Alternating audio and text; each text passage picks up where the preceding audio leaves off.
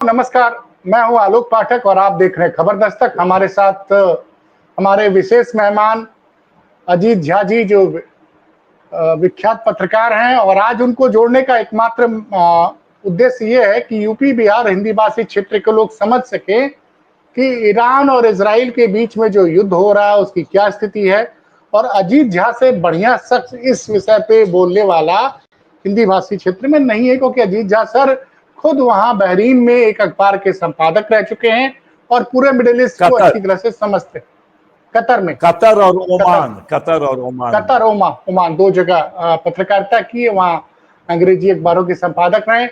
Sir, ये आज का जो घटनाक्रम है, जैसे आज सुबह हम लोग नींद खुली पता चला कि अमेरिका ने ईरान के एटॉमिक बेस पर अटैक कर दिया, उसको तबाह कर दिया, और अब ईरान ने एस्केलेट कर दिया इजराइल पे अटैक।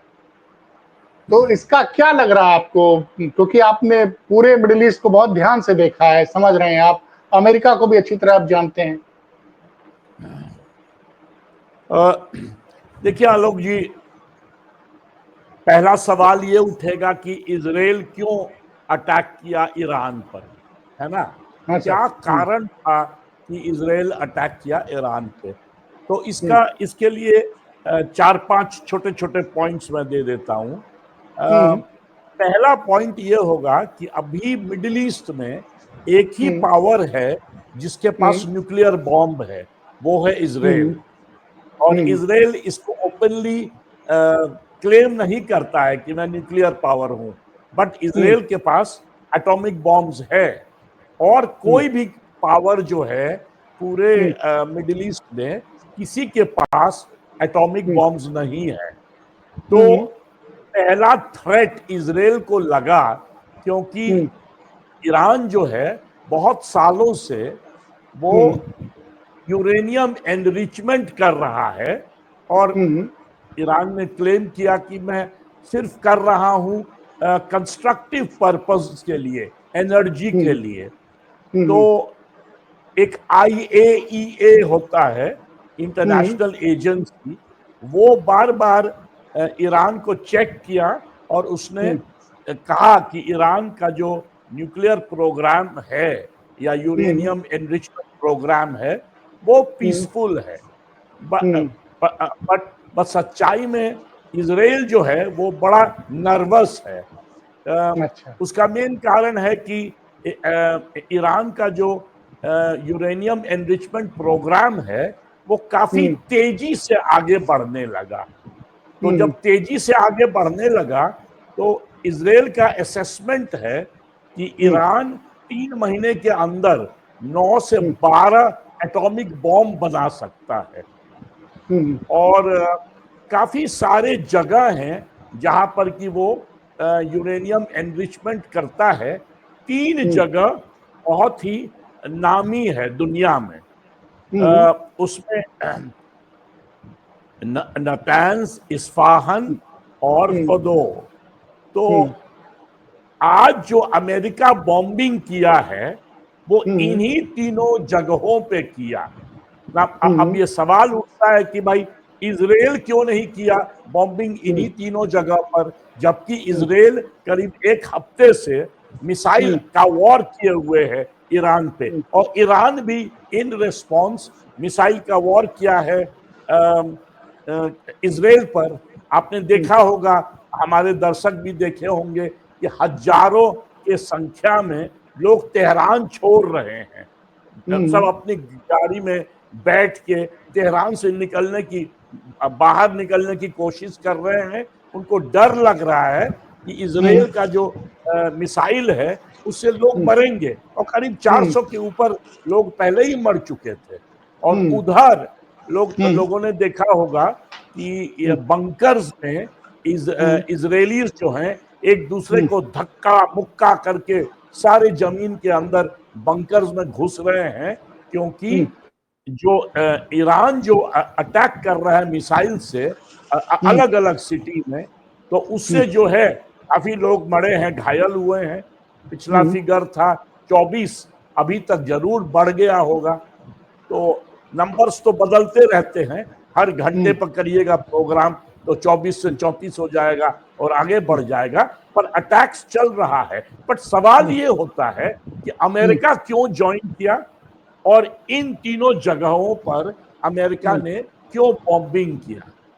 तो उसमें है एक सवाल ये है, एक जो उनका न्यूक्लियर साइट है उसको कहते हैं फदो, जो पहाड़ के नीचे जमीन के भीतर 200 फीट से भी ज्यादा अंदर जो है, वहां पे उनका एक जगह था जहां पर वो न्यूक्लियर एनरिचमेंट करते थे।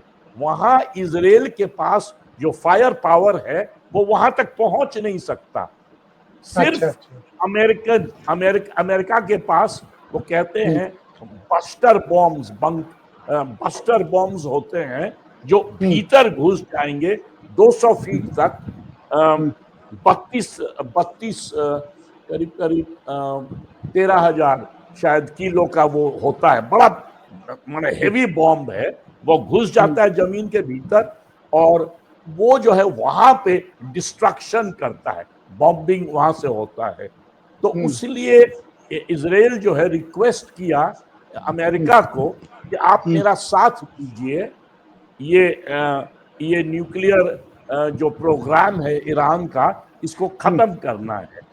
अब देखिए मजेदार बात क्या है, जब डोनाल्ड ट्रंप पावर में आए जनवरी में, जब वो प्रेसिडेंट बने सेकेंड टाइम, तो वो 4-5 बार बोल चुके हैं कि ईरान का जो प्रोग्राम है, न्यूक्लियर प्रोग्राम, वो पीसफुल है और मैं ईरान के साथ नेगोशिएट करूंगा। और रातों रात जैसे ही इजराइल अटैक किया है ईरान पर, और आप जानते हैं कि इजराइल का अटैक बहुत ही मतलब कह सकते हैं कि सरप्राइजिंग था। हाँ बिल्कुल, शॉकिंग एंड सरप्राइजिंग। मतलब वो मोसाद जो है उसका इंटेलिजेंस उसको वो अंदर आ गया ईरान के बिग नंबर्स में और भीतर से अटैक किया और ईरान को पता ही नहीं चला। तो एनीवे जब डोनाल्ड ट्रंप ने ये देखा तो उसके बाद वो अपना माइंड चेंज किए। उनके एडवाइजर्स हैं, कुछ एडवाइजर उनको कह रहे थे आपने कहा था कि जब आप प्रेसिडेंट बनेंगे तो आप कभी भी वॉर में नहीं जाएंगे। मागा जो उनका वोटर्स है वो एक तरह से डिवाइड हो गया है।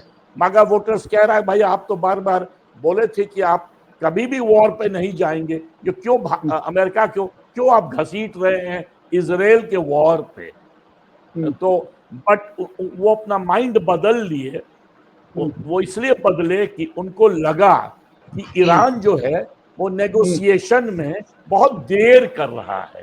तो ये जो तरीका है, उनकी बात नहीं सुन रहा है, तो ये जो तरीका है कि घुस के इजराइल के साथ बॉम्बिंग करके उसके सारे न्यूक्लियर फैसिलिटीज को, सारे तो नहीं बट मेन न्यूक्लियर फैसिलिटीज को खत्म करें। इतना ही नहीं, उनका जो आप स्टेटमेंट देखा होगा, वो उन्होंने जो पब्लिक स्टेटमेंट दिया उसमें उन्होंने अली खमीनी जो ईरान के सुप्रीम लीडर है, उन्होंने कहा कि मेरा जो इंटेलिजेंस है वो जानता है कि आप कहां बैठे हुए हो ईरान में, और मैं आपको जब चाहूं जान से मार सकता हूं।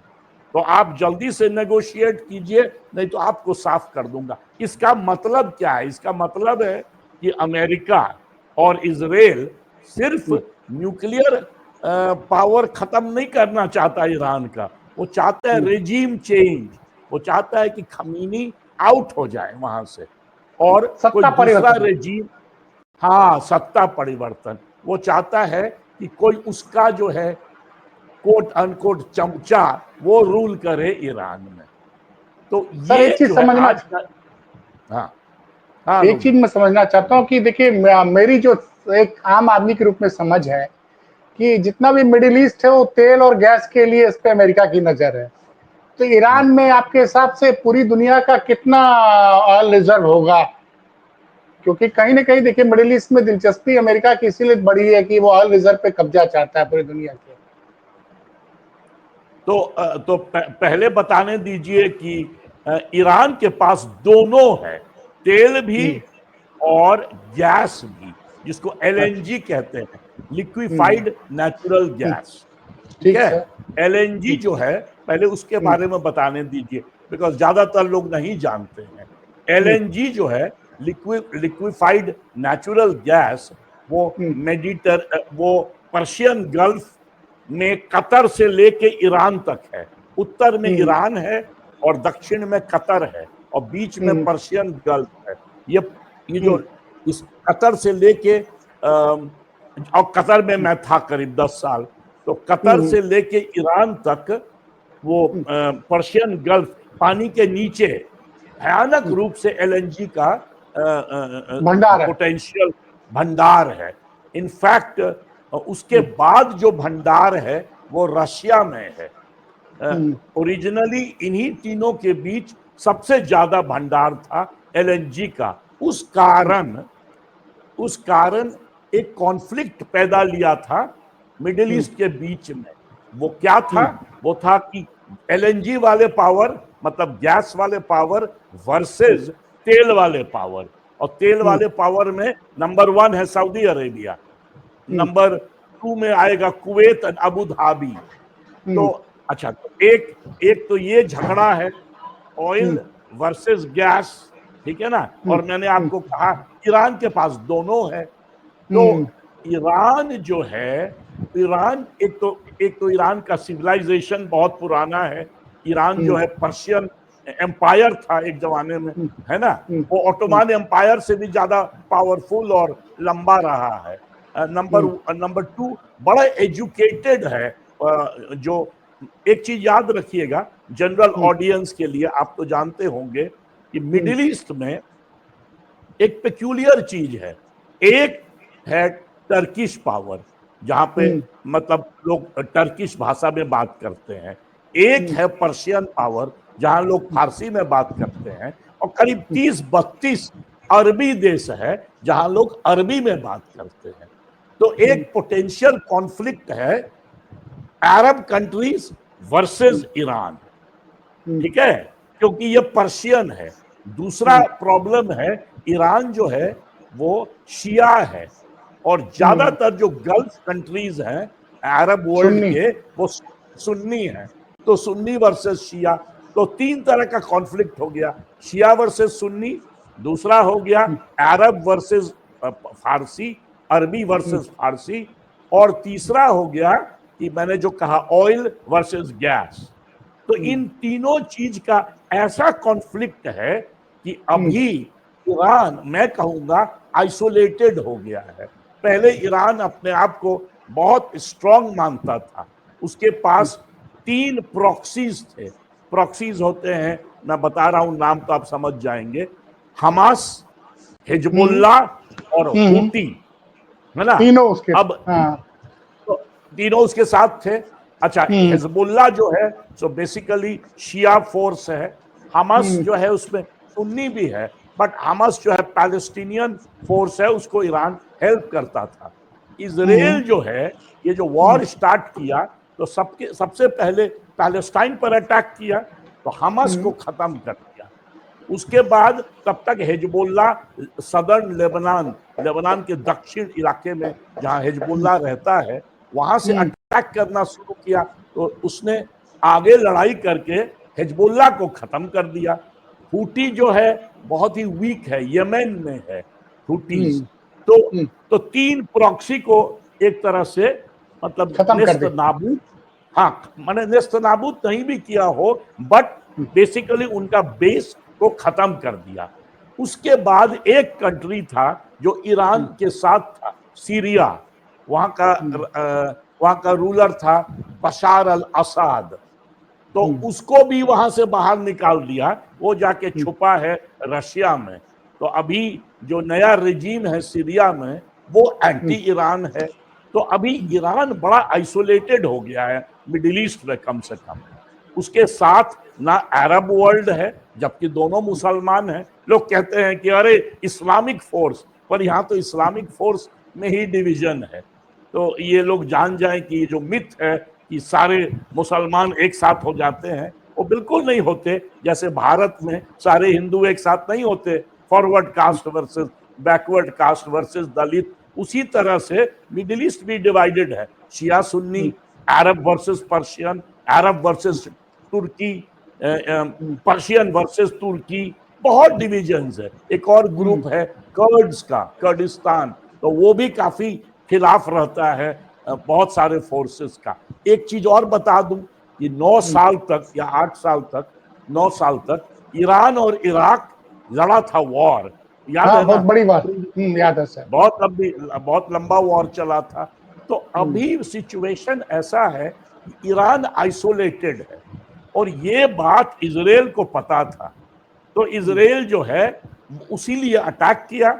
और अमेरिका को भी मालूम है कि अभी बेस्ट अपॉर्चुनिटी है कि ईरान का हाथ मरोड़ के उस पर अटैक करके, और ये जो है उससे दोनों चीज, रेजिम चेंज भी कराएं और न्यूक्लियर जो उसका सो कॉल्ड न्यूक्लियर बेस है उसको खत्म कर दें। ये कहानी वैसा ही है, कुछ हद तक पैरेलल है, जैसे कि जॉर्ज बुश ये कहकर कि इराक के पास एटम बम है उस समय अटैक किए, अब बाद में पता चला 91 में, कि 91 में। हाँ बिल्कुल बिल्कुल, अब बाद में पता चला कि कोई बॉम्ब नहीं था। तो सिमिलर काइंड ऑफ पैरेलल कह सकते हैं। और उसके बाद एक पॉइंट और मैं बोलूंगा कि ये जो कारण, क्या कारण है कि इजराइल जो है वो अटैक किया ईरान को। मैंने तो एक्सटर्नल फैक्टर्स बता दिया, अब आपको मैं इंटरनल फैक्टर बताता हूं अपने ऑडियंस को। 18 साल बिन्यामिन नेतन्याहू रह चुके हैं वहां के लीडर, है ना, 18 साल से वो वहां पर हैं, बट उनके अगेंस्ट बहुत एंटी इनकम्बेंसी है। उनके कोलिशन पार्टनर्स टूट के निकलने वाले थे, थोड़े दिन और होता तो उनका सरकार गिर जाता। तो उन्होंने क्या किया, उनको लगा कि अब मैं खत्म हो रहा हूं, बड़ा तेज आदमी है, तो क्राइसिस को अपॉर्चुनिटी में बदल दिया उन्होंने। और क्या किया कि पहले वो अटैक किया पैलेस्टाइन को, वहां पर जाके जो हमने कहा कि नेस्त नाबूद कर दिया हमास को, बाद में हिजबुल्ला को, और अब जो है ईरान पर चढ़ाई कर दिए हैं। उनको लगता है कि यदि मैं हमेशा कहीं ना कहीं कोई ना कोई एनिमी पर चढ़ाई करता रहूं तो मेरी पॉपुलैरिटी बनी रहेगी। नेशनलिज्म नहीं होता है, हाइपर नेशनलिज्म। तो उनका जो, उनके अगेंस्ट जो फो होते हैं, उनका जो राइवल है वो वीक हो जाता है ना, कि अरे देखिए भाई वो तो हमास को भी खत्म कर दिया, हमास ने अटैक किया था इजराइल को, हिजबुल्ला को भी खत्म किया, अब ईरान को खत्म करने में लगा है। तो एक जमाने में था कि पक्का हारेंगे, अब सिचुएशन बदल गया है। ये भी एक कारण है, डोमेस्टिक कारण, क्यों इजराइल अभी अटैक किया है ईरान को। हेलो सर एक चीज ये पूछनी थी छोटे मतलब कि जो पिक्चर्स आ रही उसमें लग रहा है कि इजराइल में भी काफी तबाही हुई है और तेहरान में भी तबाही हुई है। तो आप चूंकि बिल्कुल पूरी दुनिया कवर कर चुके हैं और मिडिल ईस्ट में खुद रहे हैं, 10 साल आपने कतर और ओमान में काम किया बतौर संपादक के रूप में, आप जानते हैं अच्छी तरह से आपको तो आपको क्या लग रहा है, क्योंकि भाई सोशल मीडिया में पिक्चर क्लियर नहीं होती, कहीं की फोटो लोग कहीं लगा देते हैं, तो एक्चुअल डैमेज आपके पास क्या फीडबैक है कि इजराइल कितना तबाह हुआ और ईरान कितना तबाह हुआ? देखिए, जितना इजराइल सोचा था कि अरे हम तो आसानी से ईरान को खत्म कर देंगे, तो ये उसका रॉन्ग असेसमेंट था। ईरान हिजबुल्ला नहीं है, ईरान हमास नहीं है, ईरान ईरान है, पोटेंशियल न्यूक्लियर पावर है ना। तेहरान, सिर्फ तेहरान का पॉपुलेशन है 1 करोड़, है ना। पूरा ईरान का पॉपुलेशन 10-11 करोड़ है, तो मतलब वो स्ट्रॉन्ग कंट्री है। अच्छा, पहली बात तो ये बात इजराइल को पता शायद नहीं था, अंडर असेसमेंट हो गया। तो उसको उसको लगा कि हमारे पास जो है बड़ा स्ट्रॉन्ग डिफेंसिव मैकेनिज्म है, सारे मिसाइल को रोक देंगे, वो नहीं कर पाया। ईरानियन मिसाइल्स जाके काफी डैमेज किया है इजराइल को।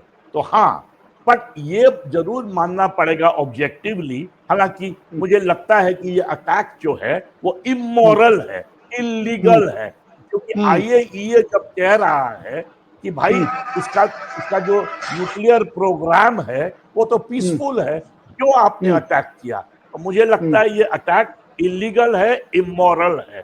जितने रूल्स होते हैं इंटरनेशनल रिलेशंस के, उसको इजराइल ने तोड़ा। बट साथ ही साथ ये ऑब्जेक्टिवली मानना पड़ेगा कि अभी इजराइल का अपर हैंड है, ईरान डिसएडवांटेज में है, क्योंकि सर ईरान आइसोलेटेड है। अब एक छोटा सा पॉइंट मैं बोल देता हूं, फिर आप आगे क्वेश्चन कीजिएगा।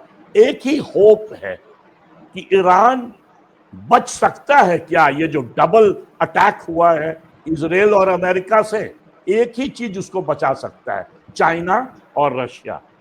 यदि चाइना और रशिया साथ दे, चाइनीज कम्युनिस्ट पार्टी का एक स्टेटमेंट आया, टॉप ऑफिशियल नहीं, मिडिल रैंकिंग ऑफिशियल का एक स्टेटमेंट आया कि सिर्फ इजराइल के साथ यदि बड़े पावर हैं तो ईरान के साथ भी बड़े पावर हैं।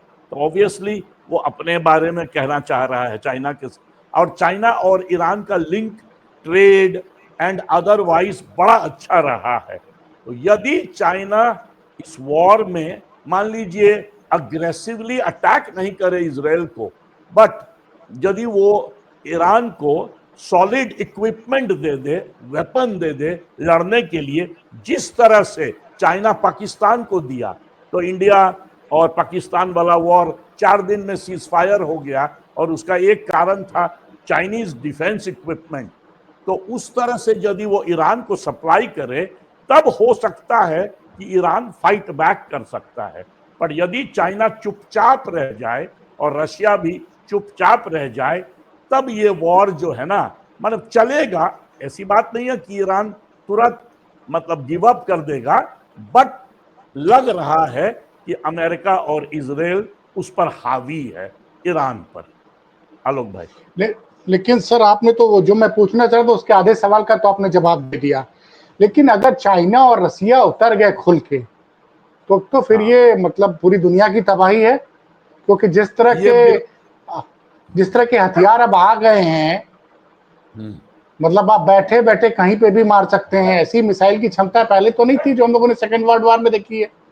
सेकेंड वर्ल्ड वॉर खत्म हुए अब 80 साल हो गए, लेकिन अब जो दिख रहा है कि किस एक फ्लैट तक में आप प्रिसाइज कर सकते हैं कि किस जगह फ्लैट में मारना है, मैं कहां बैठा हूं, अगर लोकेशन मिल गई तो उन्होंने वहीं मार दिया। बिल्कुल बिल्कुल, आपका सवाल बहुत सही है और आपने बिल्कुल सही सवाल किया है, वेरी सिग्निफिकेंट। यदि चाइना और रशिया का इनडायरेक्ट सपोर्ट भी मिले ईरान को, तो पहली बात ये वॉर लंबा चलेगा, पहली बात। दूसरी बात, सोचिए ऑलरेडी यूक्रेन रशिया लड़ रहा है, ऑलरेडी जो है इजराइल जो है सो पैलेस्टाइन पर अटैक किया है ना, गाजा को साफ कर दिया लेके, और अब ये तीसरा वॉर चल रहा है, उधर से यमन से हुटीज अटैक कर रहे हैं। ये जो है ना, ये इसको कह सकते हैं कि ये इसका वर्स्ट केस सिनारियो हो सकता है। मैं कहूंगा कि ये थर्ड वर्ल्ड वॉर के तरफ हम दुनिया जा सकता है। देखिए एक बड़ा इंटरेस्टिंग स्टोरी है। 1914 में सारायेवो में जब प्रिंस को मारा गया, इसी रीजन से फर्स्ट वर्ल्ड वॉर स्टार्ट हुआ था। चार बड़े बड़े कह सकते हैं आप लेक्स हैं, या कहिए वाटर बॉडीज, उसको सी भी कह सकते हैं, कैस्पियन सी, मेडिटरेनियन सी, रेड सी, ब्लैक सी, पर्शियन गल्फ, इसी के बीच सबसे ज्यादा ट्रबल्ड रीजन है वर्ल्ड का, और यहीं पे सबसे ज्यादा हाइड्रो मतलब जिसको कहते हैं आप पावर बेस्ड टेक्नोलॉजी, ऑयल भी है, गैस भी है, और इसी को लेके, इसी झगड़ा को लेके फर्स्ट वर्ल्ड वॉर हुआ। और मुझे लग रहा है कि जो सिचुएशन है एक तरह से पैरेलल जा रहा है 1914 का। तो your question was very significant कि इस तरह से, जिस तरह से, अच्छा दूसरी बात ये है, ये एक नया फेनोमेना है। बीच में जब ग्लोबलाइजेशन चल रहा था, उस समय इस तरह से वॉर नहीं होता था, टेंशन होता था पर वॉर नहीं। ये जो नया 2-3 साल से चल रहा है, यूक्रेन वर्सेस रशिया अटैक हो गया, उधर नेटो प्रेशर डाला, उधर रशिया अटैक कर दिया। अच्छा, डोनाल्ड ट्रंप ने कहा था हम आएंगे तो खत्म कर देंगे, कहाँ खत्म किए, और बढ़ गया है रशिया वर्सेस यूक्रेन। और साथ ही साथ ये इजराइल का जो नया पोस्चरिंग है मिडिल ईस्ट में कि जाके मर देते हैं हजारों लाखों, हजारों की संख्या में लोग मरा है पैलेस्टाइन में, बच्चे, औरत, हॉस्पिटल पर अटैक, स्कूल्स पर अटैक। मैं ये नहीं कह रहा हूं कि हमस बड़ा अच्छा काम किया था, हमस भी गलत काम किया था, वो भी जाके हॉलीडे टूरिस्ट को मारा था। पर उसके रिस्पॉन्स में जो इजराइल ने किया वो एक तरह से कहिएगा कि नहीं होता है कि मतलब ऑलमोस्ट डेवस्टेटिंग वॉर शुरू कर दिया। और वही काम उसने हिजबुल्लाह के खिलाफ किया और अभी ईरान में स्टार्ट किया है। तो ये जो है ना, यदि वर्ल्ड का एक बहुत बड़ा, बहुत इंपॉर्टेंट रीजन, उसमें यदि इस तरह का इंटर कंट्री वॉर शुरू हो तो इसका अंत जो है एक तरह से कह सकते हैं मिनी थर्ड वर्ल्ड वॉर, या हो सकता है चाइना रशिया इन्वॉल्व हो जाए तो मैसिव वॉर हो जाएगा। एक तरफ अमेरिका इजराइल और एक तरफ चाइना रशिया विथ ईरान, तो ये तो सीधे वर्ल्ड वॉर की तरफ। और एक पॉइंट और, ये न्यूक्लियर जोन है, Israel nuclear power, America nuclear power, Russia China nuclear power, Iran potential nuclear power, इससे न्यूक्लियर वॉर भी हो सकता है। तो ये बहुत ही खतरनाक गेम है जिसको स्टॉप कराना बहुत जरूरी है। बट अनफॉर्चुनेटली G7 के मीटिंग में उन्होंने कह दिया कि इजराइल का अटैक जस्टिफाइड है। उन्होंने एक समय था करीब 2 हफ्ते पहले इंग्लैंड और फ्रांस कंडेम किया था इजराइल को जो वो कर रहा था पैलेस्टाइन में, बट सडनली वो स्विच कर गए। ईरान के मामले में सब लोग एक हो गए। इनफैक्ट मैंने कुछ कमेंट्स सुना, ये सारे गोरे हमेशा एक हो जाते हैं जब कोई थर्ड वर्ल्ड आता है, एशिया आता है, तो एक तरह से सही बात है। वो सारे G7 में बैठ के एक दूसरे का पीठ ठोक रहे हैं और वो जो है इमीडिएटली कह दिए कि भाई इजराइल जस्टिफाइड है। हम लोगों को नहीं लगता है, हम लोग को थर्ड वर्ल्ड में लगता है कि भाई क्या बात है, हर कंट्री को पावर होना चाहिए कि भाई वो अपना न्यूक्लियर पावर बनाए, not for war but for piece.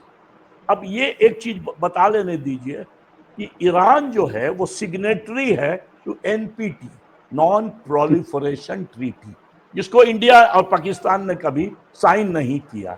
तो यदि आप NPT साइन किए हुए हैं तो फिर आप न्यूक्लियर बॉम्ब नहीं बना सकते हैं। मतलब एक तरह से घोषणा हो गया। तो ईरान साइन किया हुआ है, बट ईरान का क्लेम है कि भाई मैंने तो कभी बनाया ही नहीं है, IAEA आके हमेशा देखते हैं हमारे फैसिलिटी को। तो ऐसे पूछिएगा, ऑन सरफेस जो एविडेंस है उसमें यही है कि ईरान के पास पोटेंशियल बहुत है न्यूक्लियर एनर्जी का, बट उसने बॉम्ब नहीं बनाया है। बट इजराइल का कहना है कि उसके पास इतना स्पीड से बना रहा है। भाई स्पीड से इसलिए बना रहा है कि वो ग्रेट कंट्री है, वो मतलब उसकी ग्रोथ बढ़ रही है। तो ये सिचुएशन बहुत ही नेगेटिव। तो पहली बात ये नेगेटिव हो गया in terms of it could and up into third world war, nuclear war. दूसरा, इसका डायरेक्ट इंपैक्ट पड़ेगा ऑयल पर। मैंने तो गैस के बारे में बताया, ऑयल पर आप देखिएगा यदि ये चला वॉर तो ऑयल का प्राइस $120 से $150 तक जा सकता है पर बैरल। तो उसका असर पड़ेगा हिंदुस्तान पे। क्यों? क्योंकि हम 80% ऑयल इंपोर्ट करते हैं, उसमें से 30% ऑयल जो है वो स्ट्रेट ऑफ हॉर्मुज से आता है। और स्ट्रेट ऑफ हॉर्मुज कहाँ पर है? पर्शियन गल्फ के बगल में, ईरान के बगल में, समझे। और वहां पर रिपोर्ट आया है कि 3 शिप ऑलरेडी डिस्ट्रॉयड है। सही है या गलत अभी नहीं मालूम, पर रिपोर्ट आया है। तो यदि ईरान जिस तरह से रिस्पॉन्ड कर रहा है to Israeli attack, to American attack, उसमें यदि स्ट्रेट ऑफ हॉर्मुज पे कोई बॉम्ब गिर गया तो गया काम से। पूरा ऑयल इंडस्ट्री जो है चौपट हो जाएगा और and the price of oil shoot up करेगा और इससे वर्ल्ड वाइड इन्फ्लेशन होगा। भारत में मैसिव इन्फ्लेशन होगा बिकॉज हम सारा ऑयल या तो यहीं से लेते हैं 30% या तो रशिया से लेते हैं। और फाइनली ये बता लेने दीजिए कि वर्ल्ड जो है, अमेरिका जो है, ऑलरेडी 50 to 60% असेसमेंट है कि वो रिसेशन के कगार पे है, थैंक्स टू डोनाल्ड ट्रंप। जब से डोनाल्ड ट्रंप जी आए हैं वो इस कदर अमेरिका को बर्बाद कर रहे हैं, हार्वर्ड पे अटैक, कोलंबिया पर अटैक, सारा जो भी वेलफेयर पॉलिसी है उसको खत्म कर दिया, इमिग्रेंट्स को बाहर निकाल रहे हैं। आपने देखा होगा किस तरह से वहां पे एक तरह से लॉस एंजलिस में लंबा प्रोटेस्ट चला और जब वो वहां पर आर्मी को बुला लिए, गार्ड्स को बुला लिए, नेशनल गार्ड्स को, तो उसके बाद आपने देखा होगा पूरे देश में नो किंग प्रोटेस्ट चला और उसमें करीब ऑलमोस्ट 60 लाख पीपल उसमें पार्टिसिपेट किए हैं।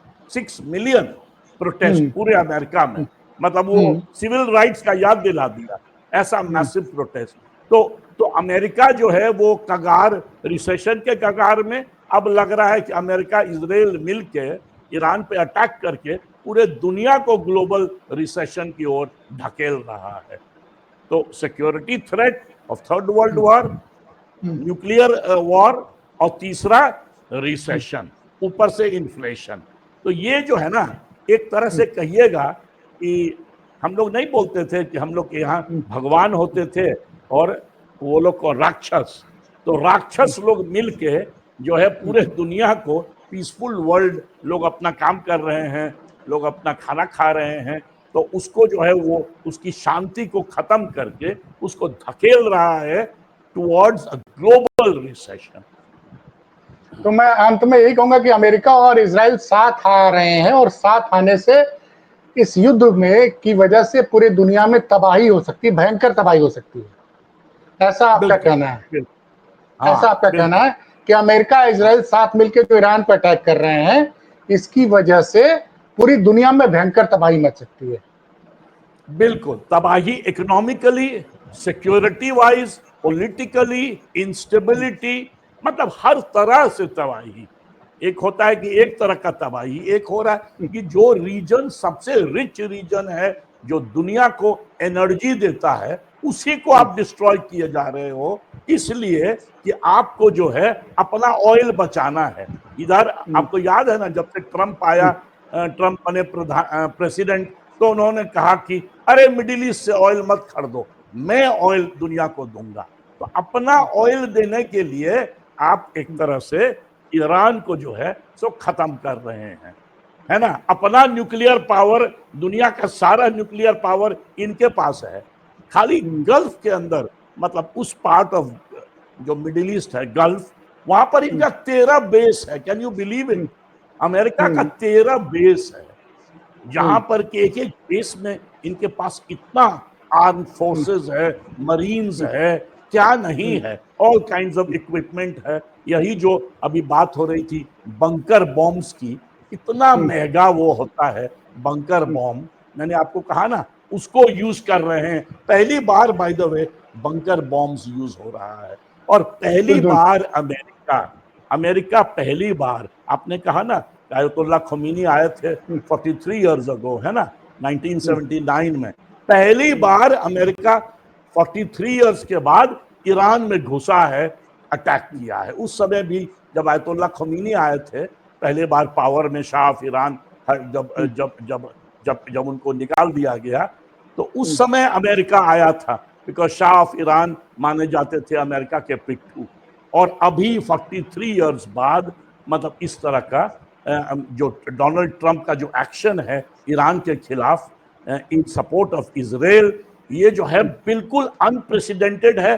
डेमोक्रेटिक पार्टी इसके बिल्कुल खिलाफ है, पूरे सेनेट में, कांग्रेस में डेमोक्रेटिक पार्टी खिलाफ है, 2 रिपब्लिकन पार्टी के जो सेनेटर्स हैं वो भी अपोज किए हैं, सारे लोग कह रहे हैं कि आप क्या कर रहे हो, आपने प्रॉमिस किया था कि अमेरिका को वॉर में नहीं घसीटेंगे, और एक बार आके बेंजामिन नेतन्याहू आपको उससे सट गया, बस आप 180 डिग्री कूदक के उस पार चले गए और लगे मन ऐसा बॉम्बिंग करना जो कि अनप्रेसिडेंटेड है। बंकर बॉम्ब्स कभी नहीं आज तक यूज किया गया है।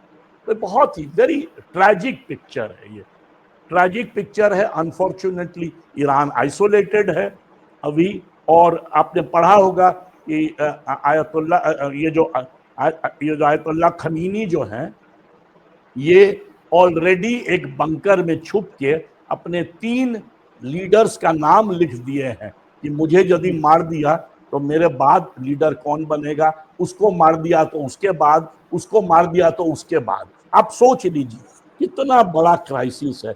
86 ईयर ओल्ड लीडर है आयतुल्ला खमीनी, और बहुत ही पावरफुल लीडर है। एक चीज और बता दूं अपने ऑडियंस को, जो ईरान का सुप्रीम लीडर होता है वो आर्मी का लीडर होता है, जुडिशियरी का लीडर होता है सुप्रीम, मतलब वो चीफ जस्टिस भी हुआ, वो लेजिस्लेचर का लीडर होता है, एग्जीक्यूटिव का लीडर होता है, ऊपर से वो रिलीजन का भी लीडर होता है, मतलब ऑल पावरफुल।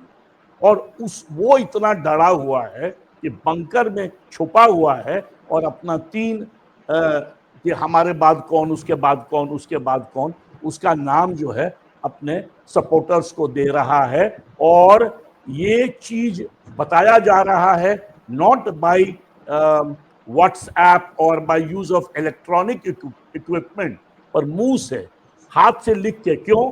क्योंकि व्हाट्सएप से दीजिएगा तो अमेरिकन फाइंड आउट कर लेगा कहाँ छुपे हुए हैं ये बाबू साहब, या कहाँ छुपे हुए हैं उनके सपोर्टर, और सबको मार देगा।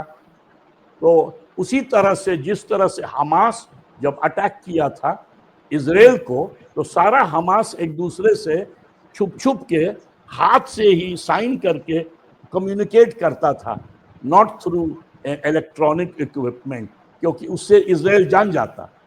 तो वही चीज फिर से हो रहा है ईरान में। सोचिए आप, मतलब कितना शॉकिंग है। वो सुनने में तो बड़ा ही हो सकता है कुछ लोगों को रोचक लग रहा हो, पर इसका जो कॉन्सिक्वेंस है ये सिर्फ दुनिया को बर्बाद करेगा और कुछ नहीं। चलिए सर, आपने बड़ी विस्तृत जानकारी दी, और मुझे लगता है रसिया और चाइना अमेरिका और इजराइल के बढ़ते हुए कदम को रोकेंगे और विश्व में शांति रहेगी, यही उम्मीद है। और कल फिर इसी मुद्दे पे बात करेंगे सर। बहुत बहुत धन्यवाद। धन्यवाद आलोक जी, मुझे इनवाइट करने के लिए। Thank you.